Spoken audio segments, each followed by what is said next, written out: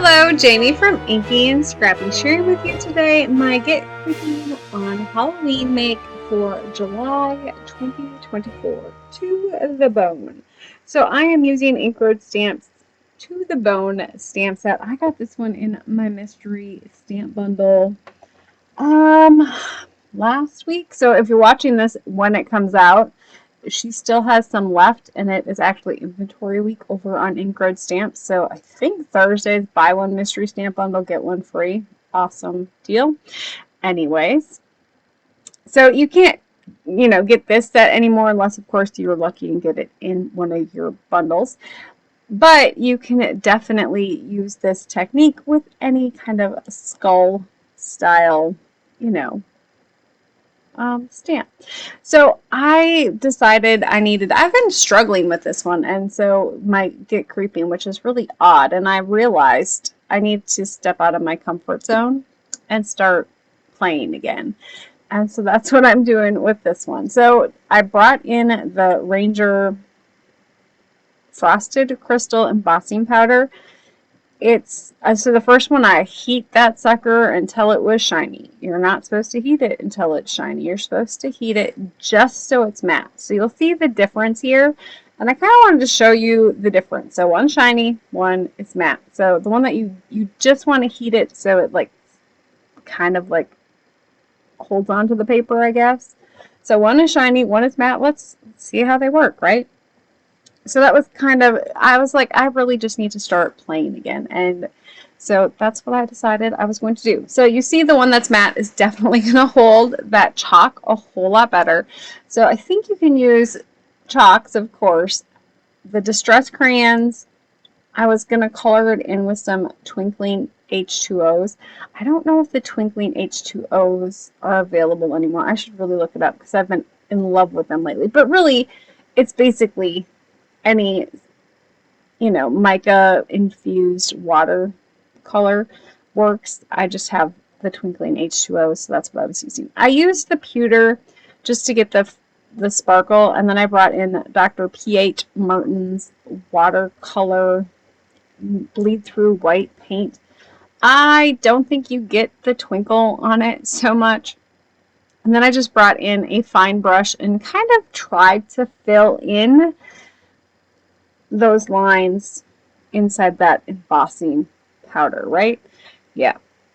I can't say I was great at it. I just kind of went here and there and just kind of filled in where I could. I wanted to add some white so it kind of looked like an x-ray. I know.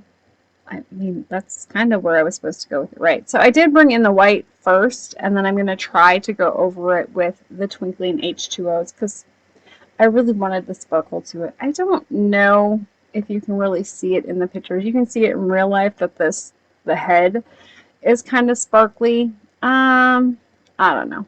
It's okay. It's not my favorite. It is what it is, right? I will say they look a lot better when I was done than when I was working on them. I was like, what are you doing, girl? I don't even know. Yeah. So I'm speeding along the drying process here. So then I'm going to take in the white distress crayon here and kind of go over that line. I really want the white to show up on that frosted crystal embossing powder. Ultimately, I mean, I did with the chalk, but I wanted it to stay, and I didn't know how to set the chalk. I mean, I should know how to set the chalk, but anyways, I suppose I could have just sprayed it, though. Anyways. So I did that with both of them. Even the smooth one. And on the smooth one, you can definitely see it. And I did the smooth one extra chalkboardy. That was the look I was going for. It was all good, right? And then I am going to try to bring in that sparkling. I knew I brought it in. So bringing that in here to try to add some sparkle on top of that white. I was hoping once it dried, it just kind of looks grayish. I probably wouldn't do that step again. I would definitely do the white splatter because that was extra fun and just adds some extra, texture to my project, I guess. Yeah, we'll go with that one.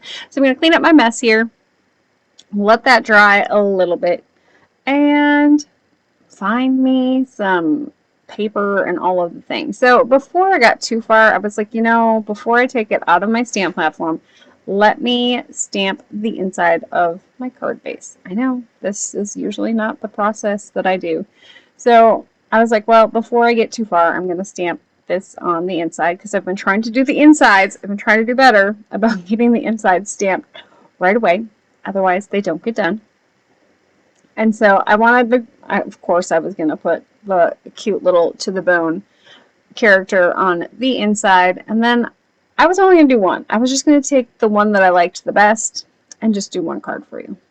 And, oh, look, I was like, you know, I've got two. I might as well just do two right away.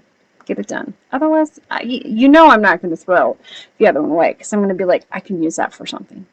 So, yes. So I did a second card base on the inside, and then I will set those off to the side and bring this one. By then, this one's dry, and so I went on a hunt for some paper. I'm using some paper that was gifted to me by Kate's Craft last Halloween season, and so I just liked the colors of it. It kind of gives that Halloween love vibe, I guess. I mean, that's, it's all good. So I took some yellow and some pink, and then, of course, I needed to dirty it up so it wasn't so bright and vibrant and cheery. We needed it to be a little grungy. And then I did cut out the little Polaroid frame here to frame my little, I guess we'll call him chalkboard to the bone. So we framed him, and we're going to do him as, I ended up doing a love card and not so love card. Yeah. I maybe am binge watching Bailey Theron and her murder, mystery, and makeup and dark history lately, and so this probably was not inspired by that at all. I'm shaking my head yes, if you cannot see my face or my head. Yeah. So I'm going to mount the one with the yellow border on to the center of the one card, and then this one I'm going to mount it. I don't remember if I did this one. Did I do this one in the center? I did this one a little higher than center because I was planning on putting a sentiment underneath it. It's not how it turned out, but it's fine. And at this point, I was kind of stuck. Like, I need some sentiments. I need something. I had to figure it out, right? I'm like, I don't know. I had so many options available to me, and so, like, I didn't know what I wanted to do. Yeah, I needed to go shop my stash. So I did go shop my stash. I can't talk today either. Shop my stash, and I brought in some Tim Holtz Halloween. These are older ones. I want to say this one is like the Undertaker one, or the one that says, I think this one is from the Undertaker set. I will list them down below if you're interested. So I liked the identification number on this one, and so that's kind of how this one ended up being my crime scene to the bone card. Yeah. And then I'm bringing in some of Tim Holtz. I think this is their Halloween Washi. I don't know how old it is. I have a hoard of Halloween stuffs, and so I know stuffs isn't a word. Stuff, and so I just kind of dig and find and go from there, and yeah, it just kind of, I wasn't planning on washi for this one either. It just kind of happened. I might have opened my drawer because I have some skull washi that I just picked up, but I couldn't find it, and that's how I ended up in my Tim Holtz Halloween stuff. And then I had just picked up some of that yellow and black for a project that I did for my nephew, and so I was like, oh, there was a crime scene one in there. I was like, ooh, perfect, because that yellow goes with the yellow in my frame and the little flowers in the background. So of course that one had to happen. So I'm setting that one off to the side. I'm going to bring in some Lunar paste and then some, I think it's pearlescent, no, it's texture, like Mica Pearlescent. I'll put it below.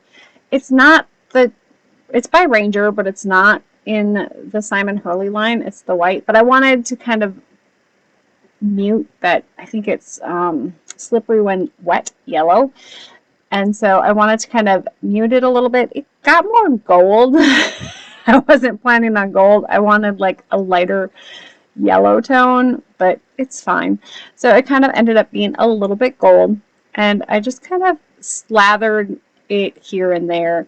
I probably should have just laid the stencil over the top and not like tried to be so finicky on it. It probably would have worked better. But, you know, this is me and whatever.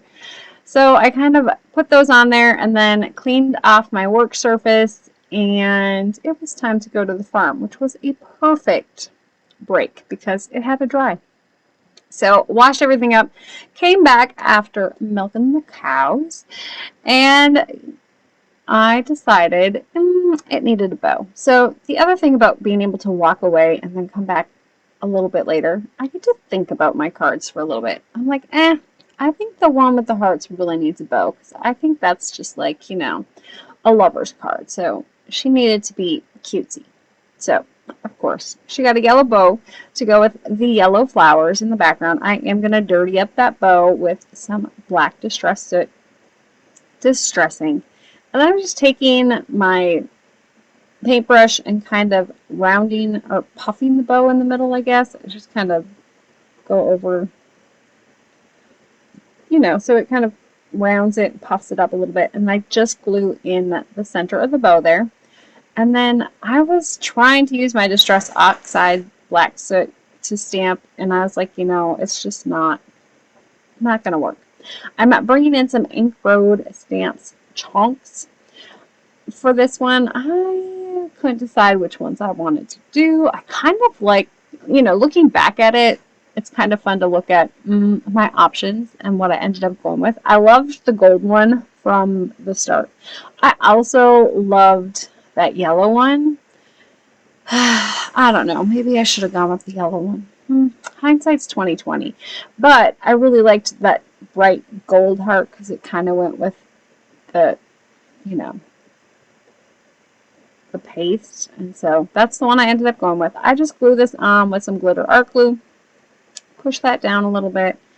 And then I was like, you know, I think I need to put some danger on here. So I ended up going with some of the danger caution tape. I guess it's not caution tape because it says danger, right?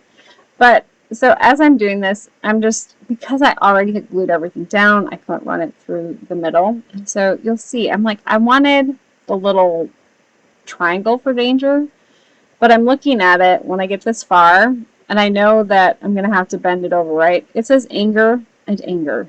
And I was like, no, I need to have the D show so at least it looks like it's supposed to say danger and not anger. Although it kind of goes with the next card. So anyways, so I think I'm done at this point. I'm not 100% sure. I think I'm done. Possibly. Maybe. So for this one on the inside, I'm just going to do that love you to the bone on the inside to finish up this sweet Halloween lovey-dovey card. And then, yes, we're back to our crime scene card. So, of course, this one just needed to get placed on there. And before I get too far, I need to figure out a sentiment for the inside of this one. Now, I really didn't want, I could have done the love you to death, but I was like, it really needs like a, more of a, I don't know, crime scene style sentiment. So I went in search of some more stamps. So I'm bringing in, I think it's Monday Memes number 5, I think. Don't quote me on that one. I'll list it down below with the rest of them. And you'll laugh when you see this one stamps because it's kind of hilarious. It's all tongue-in-cheek. We'll just put it that way. And so this one says, driving down the road, I saw my ex. and realized that I'd hit that really changes over the years. Yeah.